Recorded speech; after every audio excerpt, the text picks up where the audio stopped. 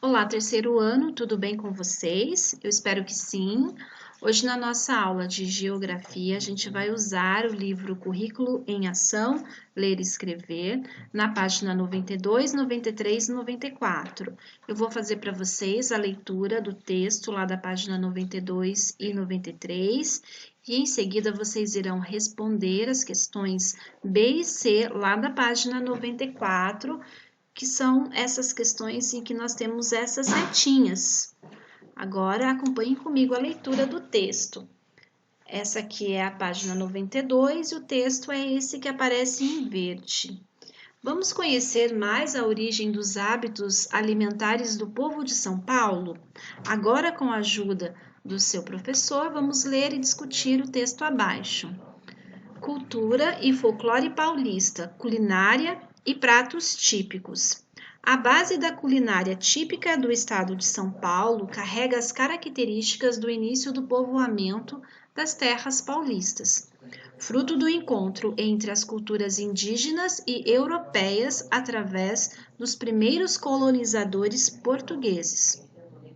Ao longo dos séculos, influências de outros povos foram agregando novas cores e sabores ao jeito de se alimentar de São Paulo. Os colonizadores portugueses que se embrenharam e por aqui chegavam, acabavam incorporando os hábitos alimentares e agrícolas dos índios tupis-guaranis para sua subsistência. Os principais produtos paulistas nessa época eram as farinhas de mandioca, de trigo ou de milho. Por exemplo, a farinha de mandioca era o alimento preferido dos bandeirantes, uma vez que durava bastante tempo e era de fácil acondicionamento, o que era ótimo para suas longas expedições. Com o milho acontecia o mesmo. Os bandeirantes costumavam plantar feijão, abóbora e milho durante o percurso, para comê-los no retorno de suas viagens, ou mesmo para o benefício de outros aventureiros. O milho ainda permanece como um alimento importante para a nossa cultura. Ele é a base para a produção de farinhas, canjicas, curaus, pamonhas e uma variedade enorme de produtos que ainda fazem parte da alimentação básica do paulista. Outros itens muito frequentes nos hábitos dos primeiros paulistas foram o pinhão, a jabuticaba, o araçá, o cambuci, a pitanga, a carne de caça e os peixes. O tradicional virado paulista, uma mistura de farinha de milho com feijão, também surgiu da época dos primeiros colonizadores, fazendo parte do kit de sobrevivência das viagens dos bandeirantes. Além do virado, integravam o kit, o toucinho e a carne seca, alimentos que permitem um maior tempo de conservação. A título de curiosidade, podemos citar o hábito de consumir o içá, formiga tanajura ou saúva vermelha, seca e torrada com farinha de mandioca, inclusive com alto valor nutritivo, típico da alimentação indígena e que se estende até hoje no Vale do Paraíba. A partir do século XVIII, com a descoberta do ouro em algumas regiões mais centrais do Brasil, principalmente em Minas Gerais, e com a introdução da cultura canavieira em São Paulo, a figura do tropeiro tornou-se importante para o desenvolvimento das vilas e cidades. Os tropeiros, condutores das comitivas de animais de cargas, tropas, entre as regiões de produção e de consumo espalhadas pelo país, contribuíram com uma forte herança de seus hábitos alimentares legada aos paulistas, como o típico trio feijão, arroz, farinha.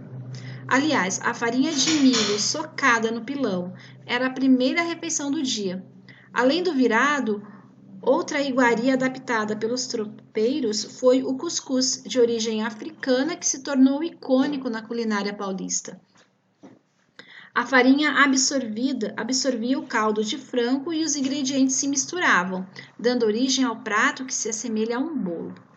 O café era bastante consumido, assim como a rapadura e o açúcar mascavo. Esse tipo de alimentação tipicamente paulista dos índios, bandeirantes e tropeiros reinou até o século XIX, quando São Paulo começou a despontar como potência econômica por conta da produção cafeeira. Os membros da elite cafeeira, ao voltarem de suas viagens ao exterior, começaram a trazer novos hábitos alimentares, como os molhos da cozinha francesa e outros ingredientes. Quando chegaram, os imigrantes europeus trouxeram novos hábitos alimentares, como pratos e iguarias, que com o tempo foram totalmente incorporados ao cardápio do paulista. Trouxeram para o Planalto Paulista a cultura do trigo, da uva, do figo, do marmelo e da cevada. Assim, dos italianos vieram as massas e as pizzas, cuja adaptação paulista tornou-se bastante peculiar e diferente da original. Dos sírios e libaneses vieram as esfirras, os quibes, entre outros. Os japoneses contribuíram com seu gosto pelo chá, sushi, sashimi, pelo uso de ingredientes como tofu e shoyu nos pratos. Enfim, cada povo trouxe elementos que fizeram de São Paulo, sobretudo a sua capital, um dos polos gastronômicos mais importantes do mundo, segundo dados dos órgãos de turismo da região metropolitana. É claro que muitos pratos e receitas tradicionais dos tempos das fazendas coloniais ainda fazem parte da mesa do paulista e do paulistano com muito sucesso. Por isso, os doces como canjica, paçoca de amendoim, marmelada, bananada, doces de batata doce, batata roxa e abóbora, goiaba, ambrósia, feito com gemas de ovos cozidas em leite e açúcar, e todos aqueles costumeiramente feitos em tachos e panelões.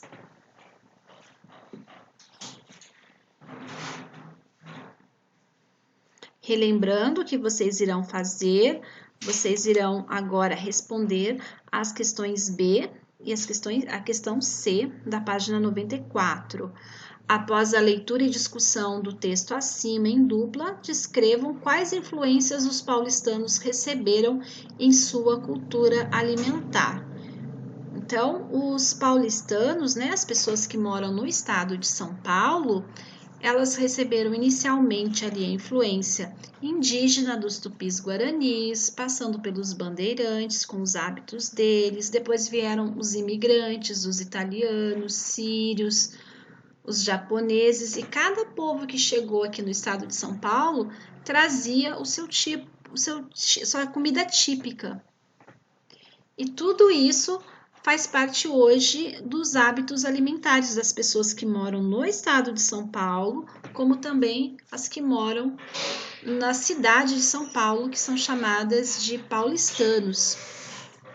Na questão C, vocês irão descrever o costume alimentar de sua família. Vocês irão colocar ali o que a sua família come no dia a dia. Arroz, feijão, carne, café com leite, pão, bolo. Uma boa atividade a todos.